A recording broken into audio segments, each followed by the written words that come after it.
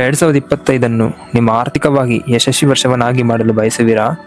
ಈ 5 ನಿರ್ಣಾಯಕ ಹಣದ ತಪ್ಪುಗಳನ್ನು ತಪ್ಪಿಸಿ ಮತ್ತು ನಿಮ್ಮ ಉಳಿತಾಯವು ಹಿಂದೆಗಿಂತಲೂ ಬೆಳೆಯುವುದನ್ನು ನೋಡಿ. ಪ್ರಾರಂಭಿಸೋಣ. ಎಲ್ಲರಿಗೂ ನಮಸ್ಕಾರ. ನಮ್ಮ ಚಾನೆಲ್ ನ್ಯೂರಿಗೆ ಮತ್ತೊಮ್ಮೆ ಸ್ವಾಗತ. ಇಲ್ಲಿ ನಾವು ಹಣಕಾಸು ಸಾಧನೆಯನ್ನು ಸರಳ ಮತ್ತು ಒತ್ತಡವಿಲ್ಲದಂತೆ ಮಾಡುವುದರ ಬಗ್ಗೆ ಮಾತನಾಡುತ್ತೇವೆ. ಇವತ್ತಿನ ವಿಡಿಯೋದಲ್ಲಿ ನಾವು ಬಹುಮುಖ್ಯವಾದ ವಿಷಯವನ್ನು ಚರ್ಚಿಸೋಣ. 2025ರಲ್ಲಿ ತಪ್ಪಿಸಿಕೊಳ್ಳಬೇಕಾದ 5 ತಪ್ಪುಗಳ ಬಗ್ಗೆ. ನೀವು ನಿಮ್ಮ ಹಣಕಾಸು ಪ್ರಯಾಣವನ್ನು ಹೊಸದಾಗಿ ಆರಂಭಿಸುವರೆ ಅಥವಾ ಅನುಭವಿ ವ್ಯಕ್ತಿಯಾಗಿದ್ದರೂ ಈ ತಪ್ಪುಗಳನ್ನು ನಿಮಗೆ ದೊಡ್ಡ ಹಣಕಾಸು ನಷ್ಟವನ್ನು ತರುವ ಸಾಧ್ಯತೆ ಇದೆ. ಕೊನೆಯವರೆಗೂ ನೋಡಲು ಇರುತ್ತೀರಿ. ನನಗೆ ಈ ವರ್ಷ ನಿಮ್ಮ ಹಣವನ್ನು ಉಳಿಸಬಲ್ಲ ಬೋನಸ್ ಟಿಪ್ ಇದೆ. ತಪ್ಪು 1, ಹಣದುಬ್ಬರವನ್ನು ನಿರ್ಲಕ್ಷಿಸುವುದು. ಮೊದಲನೆಯದಾಗಿ ಹಣದುಬ್ಬರವನ್ನು ನಿರ್ಲಕ್ಷಿಸುವುದು. 2025ರಲ್ಲಿ ಹಣದುಬ್ಬರವು ಹೆಚ್ಚಾಗುವ ನಿರೀಕ್ಷೆ ಇದೆ. ಅಂದರೆ ನಿಮ್ಮ ಬೆಲೆಗೆ ಕಾಫಿಯಿಂದ ಬಾಡಿಗೆಯವರೆಗೆ ಎಲ್ಲದರ ವೆಚ್ಚವು ಹೆಚ್ಚಾಗಬಹುದು. ಹಣದುಬ್ಬರವನ್ನು ಲೆಕ್ಕ ಹಾಕಲು ನಿಮ್ಮ ಬಜೆಟ್ ಅಥವಾ ಹೂಡಿಕೆಯನ್ನು ನೀವು ಸರಿಹೊಂದಿಸದಿದ್ದರೆ ನೀವು ಕಾಲಾನಂತರದಲ್ಲಿ ಹಣವನ್ನು ಕಳೆದುಕೊಳ್ಳುತ್ತೀರಿ.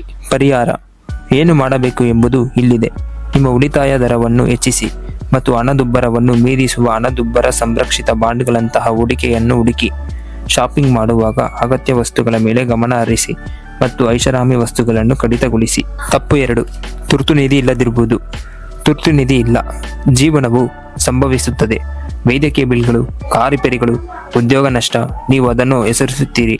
ಸುರಕ್ಷಿತ ಜಾಲವಿಲ್ಲದೆ ನಿಮ್ಮ ಕ್ರೆಡಿಟ್ ಕಾರ್ಡ್ಗಳು ಅಥವಾ ಸಾಲಗಳನ್ನು ಅವಲಂಬಿಸಬಹುದು. ನಿಮ್ಮನ್ನು ಸಾಲದಲ್ಲಿ ಆಳವಾಗಿ ಅಗೆಯಬಹುದು. ಪರಿಹಾರ ಸಣ್ಣದಾಗಿ ಪ್ರಾರಂಭಿಸಿ. ಹೆಚ್ಚಿನ ಇಳುವರಿಯ ಉಳಿತಾಯ ಖಾತೆಯಲ್ಲಿ ಕನಿಷ್ಠ 3 ರಿಂದ 6 ತಿಂಗಳ ಜೀವನ ವೆಚ್ಚಗಳನ್ನು ಉಳಿಸುವ ಗುರಿಯನ್ನು ಹೊಂದಿರಿ. ನನ್ನನ್ನು ನಂಬಿ, ನಿಮ್ಮ ಭವಿಷ್ಯದ ಆತ್ಮವು ನಿಮಗೆ ಧನ್ಯವಾದ ಹೇಳುತ್ತದೆ. ತಪ್ಪು 3, ನಿವೃತ್ತಿ ಉಳಿತಾಯವನ್ನು ಕಡೆಗಣಿಸುವುದು.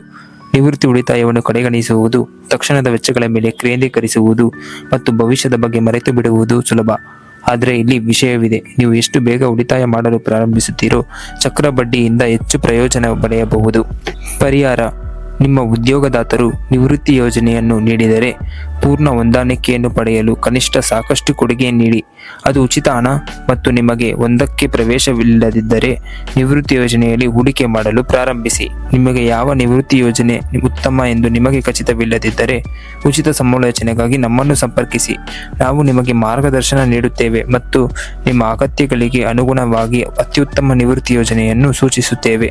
ತಪ್ಪು 4, ಹೆಚ್ಚಿನ ಬಡ್ಡಿಯ ಸಾಲವನ್ನು ಹೊರುವುದು. ಹೆಚ್ಚಿನ ಬಡ್ಡಿಯ ಸಾಲವನ್ನು ಹೊರುವುದು ಕ್ರೆಡಿಟ್ ಕಾರ್ಡ್ ಸಾಲ ನಿರ್ದಿಷ್ಟವಾಗಿ ದೊಡ್ಡ ಆರ್ಥಿಕ ಅರಿವು ಆಗಬಹುದು.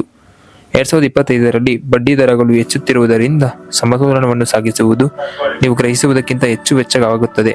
ಪರಿಹಾರ ನೀವು ಮೊದಲು ಅತಿ ಹೆಚ್ಚು ಬಡ್ಡಿಯ ಸಾಲವನ್ನು ಪಾವತಿಸುವ ಹಿಮಪಾತ ವಿಧಾನವನ್ನು ಅಥವಾ ಸಣ್ಣ ಬಾಕಿಗಳಿಗೆ ಸ್ನೋಬಾಲ್ ವಿಧಾನವನ್ನು ಬಳಸಿಕೊಂಡು ಹೆಚ್ಚಿನ ಬಡ್ಡಿಯ ಸಾಲಗಳನ್ನು ಪಾವತಿಸುವತ್ತ ಗಮನ ಹರಿಸಿ ಮತ್ತು ತೀರಾ ಅಗತ್ಯವಿದ್ದರೆ ಹೊರತು ಹೊಸ ಸಾಲವನ್ನು ತೆಗೆದುಕೊಳ್ಳುವುದನ್ನು ತಪ್ಪಿಸಿ.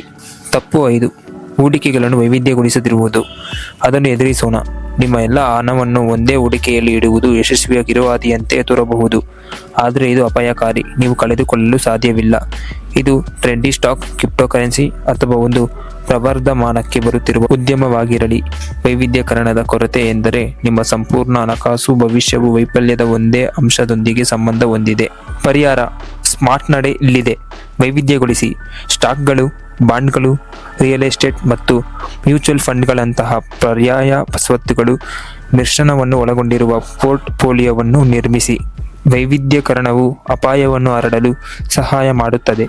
ಆದ್ದರಿಂದ ಒಂದು ಹೂಡಿಕೆ ಕುಸಿದಾಗ ಇತರರು ನಿಮ್ಮ ಪೋರ್ಟ್ಫೋಲಿಯೋವನ್ನು ಉಳಿಸಿಕೊಳ್ಳಲು ಸಹಾಯ ಮಾಡಬಹುದು. ನೆನಪಿಡಿ, ನಿಧಾನ ಮತ್ತು ಸ್ಥಿರ ಆರ್ಥಿಕ ಓಟವನ್ನು ಗೆಲ್ಲುತ್ತದೆ. ಸರಿ, 2025ರಲ್ಲಿ ತಪ್ಪಿಸಲು 5 ದೊಡ್ಡ ಆರ್ಥಿಕ ತಪ್ಪುಗಳು ಇವು. ಈ ವಿಡಿಯೋ ನಿಮಗೆ ಉಪಯುಕ್ತವೆನಿಸಿದರೆ ಅದನ್ನು ಥಮ್ಸ್ ಅಪ್ ಮಾಡಿ ಮತ್ತು ಅದನ್ನು ಕೇಳಬೇಕಾದ ಸ್ನೇಹಿತರೊಂದಿಗೆ ಹಂಚಿಕೊಳ್ಳಿ. ಮತ್ತು ನಿಮ್ಮ ಹಣವನ್ನು ಕರಗತ ಮಾಡಿಕೊಳ್ಳಲು ಹೆಚ್ಚಿನ ಸಲಹೆಗಾಗಿ ಇಂದು ನಮ್ಮ ಚಾನಲನ್ನು ಸಬ್ಸ್ಕ್ರೈಬ್ ಮಾಡಲು ಮರೆಯಬೇಡಿ.